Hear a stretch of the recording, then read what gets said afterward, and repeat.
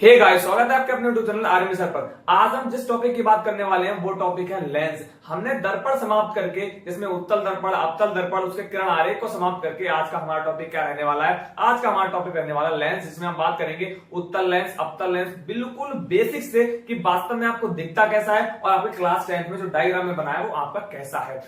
और वही अवतल लेंस की बात करें तो वास्तव में कैसा दिखता है और आपके डायग्राम में आपको कैसा दिखेगा।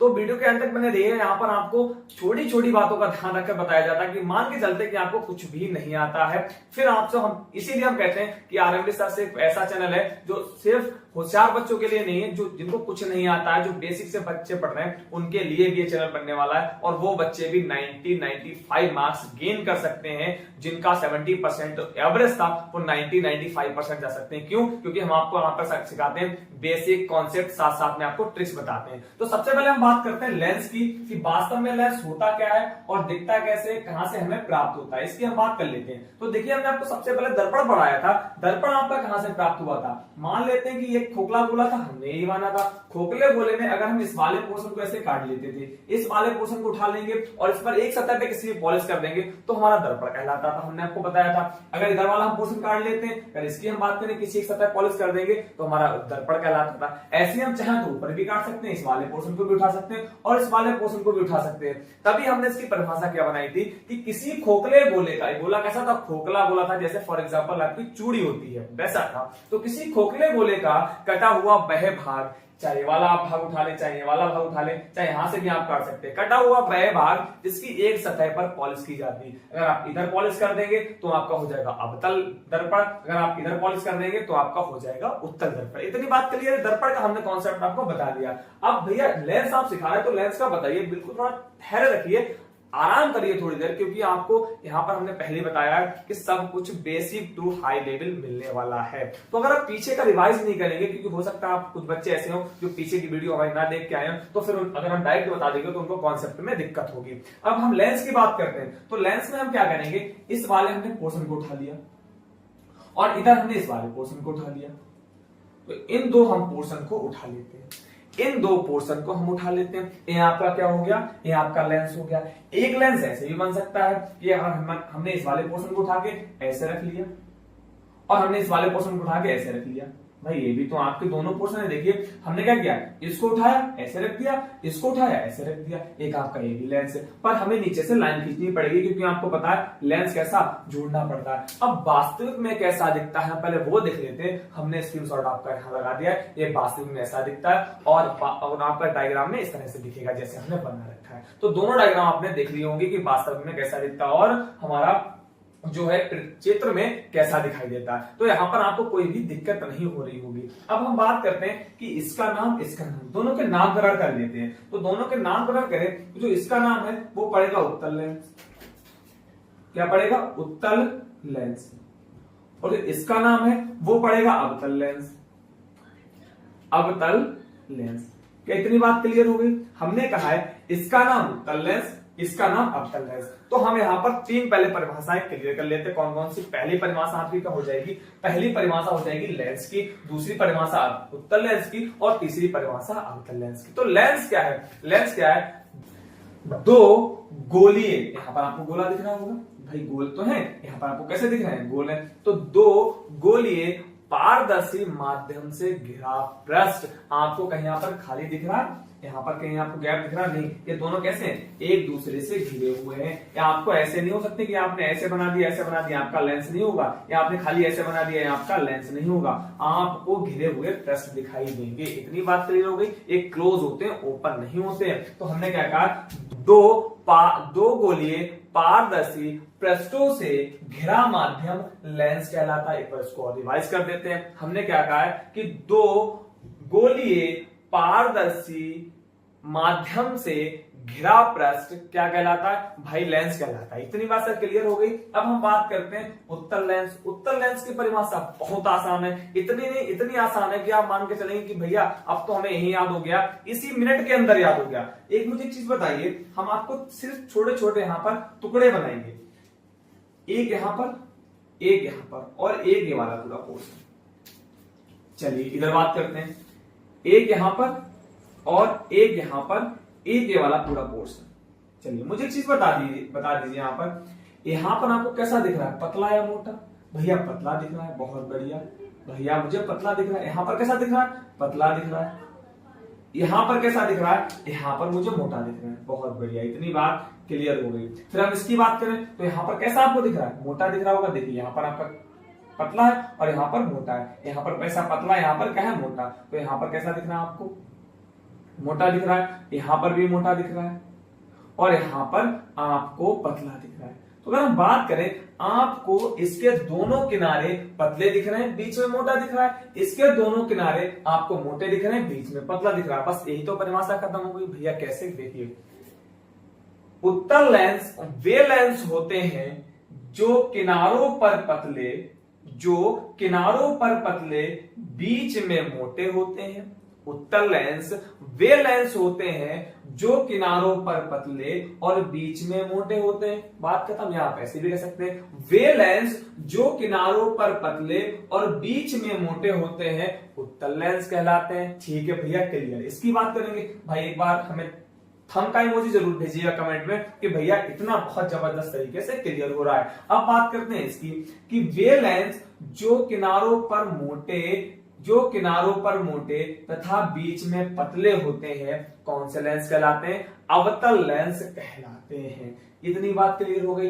अब एक बार पीछे चलेंगे, ये मान के चले कि उत्तल दर्पण अवतल दर्पण इनके भाई थे। अब कौन सा किसका भाई, पहले बुक क्लियर करते हैं। देखिए जितना आपने अवतल दर्पण में पढ़ा है, जितना आपने अवतल दर्पण में पढ़ा है भाई, जितना आपने अवतल दर्पण में पढ़ा है, सेम वही उठा के आपको यहां पढ़ना होगा। तो मतलब उत्तल लेंस और अवतल दर्पण दोनों कैसे हैं, दोनों हैं भाई। कैसे हैं, दोनों हैं भाई। उत्तल लेंस और अवतल दर्पण दोनों कैसे हैं, भाई हैं। जो चीज आपने अवतल दर्पण में पढ़ी है, सेम वही चीज आप उत्तल लेंस में पढ़ेंगे। और इधर आते हैं कि भैया आप तो हम समझ गए होंगे, ये क्या है, ये उत्तल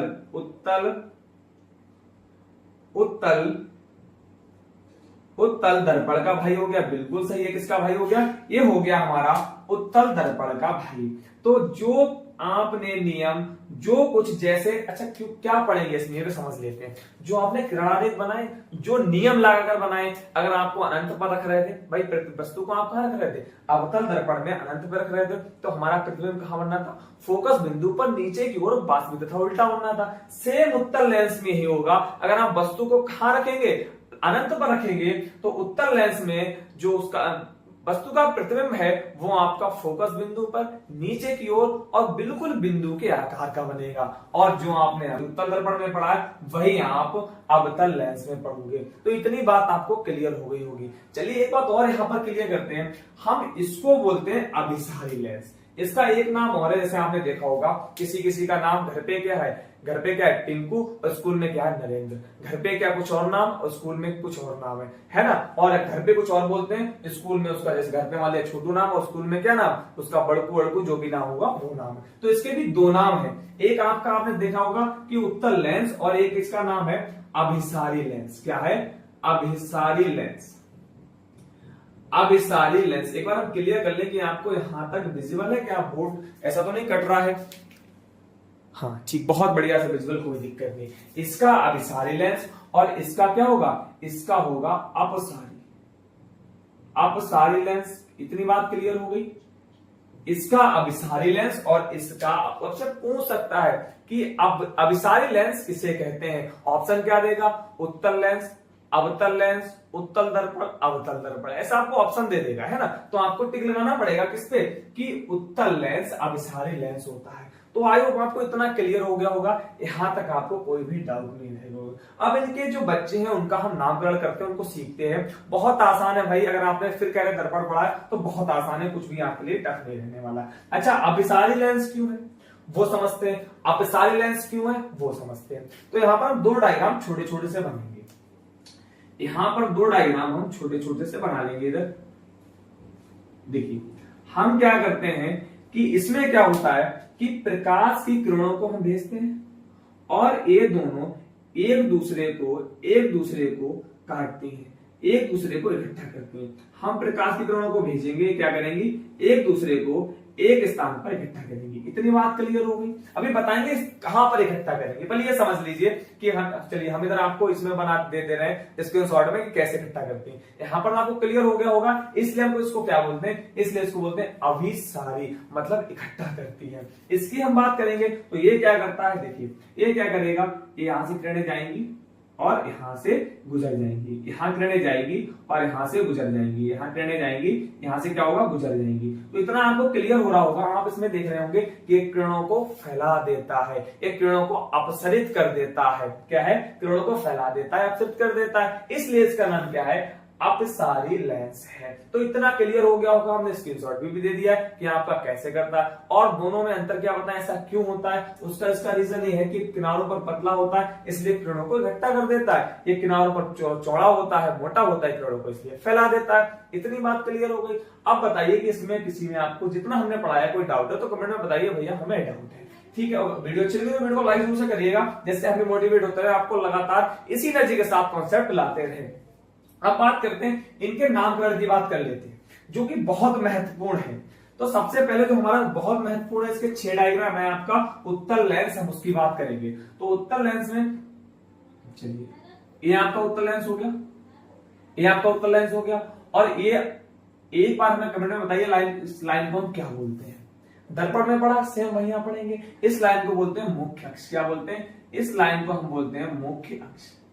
क्या बोल देते हैं, इस लाइन को हम बोलते हैं मुख्य अक्ष। अब मुझे एक चीज बताइए भाई कि ये वाला क्या है आपका, इधर वाला एक दर्पण है आपका, इस वाले दर्पण का फोकस बिंदु कहां होगा, इधर से पहले आप इधर आइए। अगर हम इधर बात करें तो इस वाले दर्पण का जो है फोकस बिंदु यहां पर होगा, इस वाले दर्पण का फोकस बिंदु यहां होगा, इस वाले दर्पण का वक्रता केंद्र यहां होगा। इतनी बात क्लियर। अगर हम इसकी बात करें इस वाले दर्पण का, तो इसका फोकस बिंदु यहां होगा, इसका वक्रता केंद्र सी यहां होगा। इतनी बात क्लियर, हाँ भैया क्लियर। तो सेम देखिए, इसका एफ कहां होगा, यहां होगा, इसका सी कहां होगा, यहां होगा, इसका एफ कहां होगा, यहां होगा, इसका सी कहां होगा, यहां होगा। इतनी बात क्लियर, बहुत बढ़िया। अब देखिए अगर हम इसकी बात करें, ये वाला हमने पहले बनाया था, ये वाला बाद में बनाया, तो इसका नंबर 1 दे दिया, इसका नंबर 2 दे दिया। तो यहां पर इसका क्या हो गया, फोकस बिंदु, और ये क्या हो गया आपका वक्रता केंद्र। इधर इसका क्या हो गया, फोकस बिंदु, इधर क्या हो गया, वक्रता केंद्र। क्या यहाँ पर कोई डाउट है, भैया कोई डाउट नहीं। बस आपको यहाँ पर इतना ही चेंज करना है। चेंज क्या करना पहले वो समझ लेते हैं। दर्पण में अगर आपका सिर्फ दर्पण होता तो एफ और सी ही मानते, दर्पण होता तो एफ सी ही मानते, पर आपका है लेंस, इसलिए जहां पर सी आपको दिखता है वहां पर आपको 2f लिखना पड़ेगा। वहां पर क्या लिखना पड़ेगा, आपको 2f लिखना पड़ेगा। भैया 2f ही क्यों लिखना पड़ेगा, तो देखिए हमने दर्पण में बताया था कि जो हमारा C होता है, वक्रता केंद्र होता है, वह फोकस दूरी का 2 गुना होता है, फोकस दूरी का 2 गुना होता है। जैसे हम बात करें कि अगर यहां से कोई इंसान मान लेते हैं कि यहां पर खड़ा है, कोई इंसान यहां पर खड़ा है और एक यहां खड़ा है, और हमने आपको यहां से भेजा है।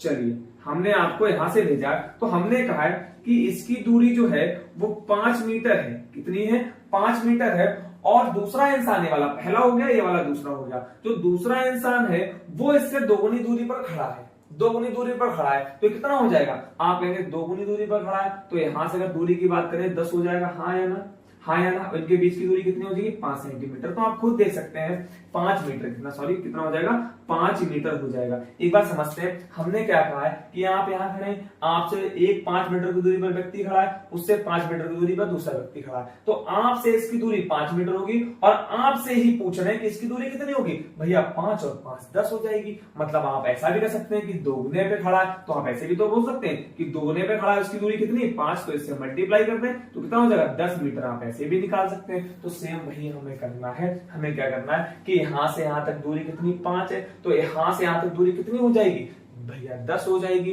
तो इसका मतलब यहां से यहां तक f है, तो यहां से यहां तक कितना हो जाएगा, 2 into f, मतलब 2 गुना है, तो हमारा 2 गुना हो जाएगा। तो हम इसका नाम क्या रख देंगे, इसका नाम हम रख देंगे 2f। कितना रख देंगे, इसका नाम रखेंगे 2f। क्या इतनी बात क्लियर हो गई? क्योंकि दोगुनी दूरी पर है। इधर की बात करें तो ये कितनी दूरी पर है? ये भी दोगुनी दूरी पर हो गया भाई, ये भी तो सी है, तो जहां पर सी आपको किसमें चेंज कर देना है? सी आपको चेंज कर देना है 2f में, वही सी ही है। इतनी बात क्लियर हो गई। अब देखिए भाई इधर भी f इधर भी f, जब क्वेश्चन करेंगे तो कंफ्यूजन होगी, इसलिए हमने इसका पहला दर्पण माना था। तो ये पहला प्रश्न था तो इसलिए इसको f1 लिखेंगे, 2f1 लिखेंगे। ये वाला दूसरा प्रश्न था तो यहाँ आपका f2 हो जाएगा, 2f2 हो जाएगा। कि इतनी बात क्लियर हो गई। एक बार चेक कर लें कि कोई दिक्कत तो नहीं है, कोई भी दिक्कत नहीं है, यहाँ पर आपको बिल्कुल क्लियर हो रहा है। बहुत बढ़िया। अब देखिए जो इसका ये है एक केंद्र बिंदु O, क्या है इसका? एक केंद्र बिंदु O। तो ये आपका क्या हो गया? 2f, एक क्या होगा 2f2, f एक क्या आपका हो गया 2f1। इनका नाम लिखना चाहे पर नाम लिख देते हैं। एक क्या आपका हो गया? एक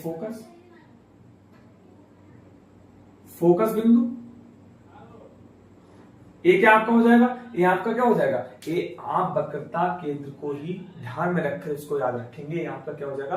वक्रता केंद्र है, पर इसको क्या बोलते हैं? 2f बोलेंगे, है ना। ये क्या आपका फोकस बिंदु, ये आपका वक्रता केंद्र। इतनी बात क्लियर हो गई। यहाँ पर आपको कोई भी डाउट नहीं हुआ होगा। अब देखिए बढ़ते हैं आगे। आगे हम क्या सीखेंगे कि जो हमने अभी क्या पढ़ा था आपका उत्तल लेंस, अब क्या पढ़ेंगे? अवतल लेंस। अवतल लेंस के भी नामकरण करना सेम यही नामकरण होगा, उसको 2 मिनट में खत्म करते हैं। देखिए ये आपका क्या हो गया? ये आपका हो गया अवतल लेंस। ये क्या है आपकी? ये आपकी मुख्य अक्ष हो गई। ये आपका क्या रहेगा? ओ रहेगा। अब एक बात यहां पर और ध्यान दीजिएगा, ध्यान देने योग्य क्या बात है, इसका जो दर्पण है भाई, ये वाला दर्पण है, इसका एफ किधर बनेगा? इसका एफ इधर बनेगा। इसका एफ किधर बनेगा? इसका एफ इधर बनेगा। ऐसा मत करिएगा कि हमने तो इसका नाम 1 दे दिया, पहले बनाया था, इसका नाम 2 दे दिया, तो आप अगर यहाँ पर f लिखेंगे तो भाई 2f मत लिख देना। क्यों? क्योंकि इसका दर्पण इधर है ना, ये वाला दर्पण इधर मुंह किए हुए, तो ये f किधर बनेगा? f इधर साइड ही बनेगा, तो इसका क्या हो जाएगा? f1। ये क्या हो जाएगा आपका? 2f1। इतनी बात क्लियर हो गई। इधर हम बात करें तो इधर आपका हो जाएगा f2 और ये क्या आपका हो जाएगा? 2f2। अब कोई डाउट हो तो मैं कमेंट में जरूर से बताए भैया हमें ये डाउट है। इतनी बात क्लियर। अब देखिए जो हम आपको पीछे बता रहे थे कि अवसरित करता है और अपसरित करता है, मतलब अभिसारी लेंस और अपसारी लेंस दोनों को कैसे फैलाता है और कैसे इकट्ठा करता है। तो अगर उत्तल लेंस की बात करें, किसकी? यदि हम उत्तल लेंस की बात करें तो उत्तल लेंस क्या करता है? देखिए उत्तल लेंस, यदि पहले नियम पढ़ाया था हमने आपको, किरणाने का क्या नियम पढ़ाया था? यदि कोई किरण मुख्य अक्ष के समांतर आती है तो वह फोकस बिंदु से गुजर जाती है। अब मुझे भाई एक चीज बताइए, इसमें तो किरण आर पार जाती, ऐसा तो नहीं है कि इसमें किरण आई टकराई वापस, नहीं ना, इसमें किरण आएगी और परावर्तित होगी, मतलब कि आपकी किरण पार निकल जाएगी। ठीक है, तो हम क्या करेंगे कि मुख्य अक्ष के समांतर अगर जाएगी, मुख्य अक्ष के समांतर जाएगी तो रूल वही रहेगा कि फोकस बिंदु से गुजरेगी। और फोकस बिंदु आपका कहाँ है? फोकस बिंदु भाई यहाँ है। कहां? कि अगर समांतर जाएगी तो कहां से गुजरेगी? फोकस बिंदु से ही गुजरेगी। समांतर जाएगी तो कहां से गुजरेगी? फोकस बिंदु से ही गुजरेगी। समांतर जाएगी तो कहां से गुजरेगी? फोकस बिंदु से ही गुजरेगी। तो इतनी बात क्लियर हो गई। आप देखिए क्या कर रहा है, एक जो किरणें हैं वो दूसरे को एक स्थान मतलब फोकस बिंदु पर इकट्ठा कर रही है। इतनी बात क्लियर। आप देखिए हम बात करते हैं इसकी, इसमें क्या होगा कि कोई प्रकाश की किरण फोकस मुख्य अक्ष के समांतर जाती है तो कहां से गुजरेगी? फोकस बिंदु से गुजरेगी।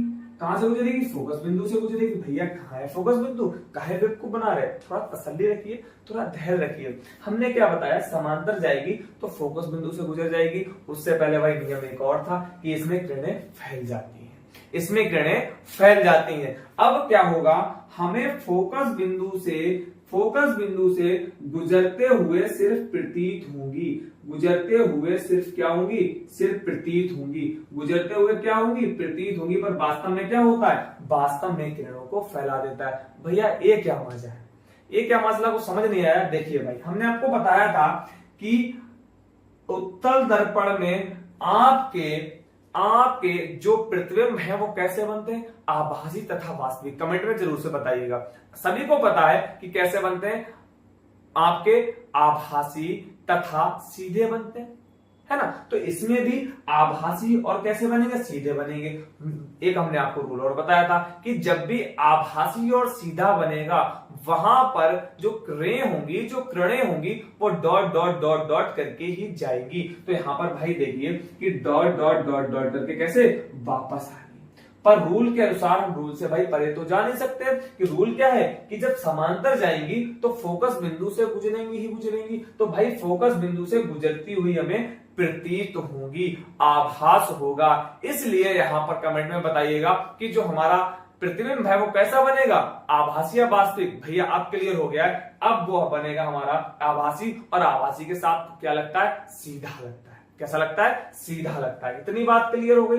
वास्तविक में क्या होगा, एक किरणें फैला देगा, और आभास में क्या होगा कि फोकस बिंदु से किरण हमारी गुजर रही। तो आई होप इतना आपको बहुत अच्छे से क्लियर हो गया होगा, इसमें कोई भी डाउट नहीं रहा होगा। अगर कोई भी डाउट है तो हमें कमेंट में जरूर से बताएं कि भैया हमें ये डाउट है। हम आपका 100% डाउट दूर करने की पूरी कोशिश करते हैं और आपको इससे भी जबरदस्त कॉन्सेप्ट लेके आते हैं।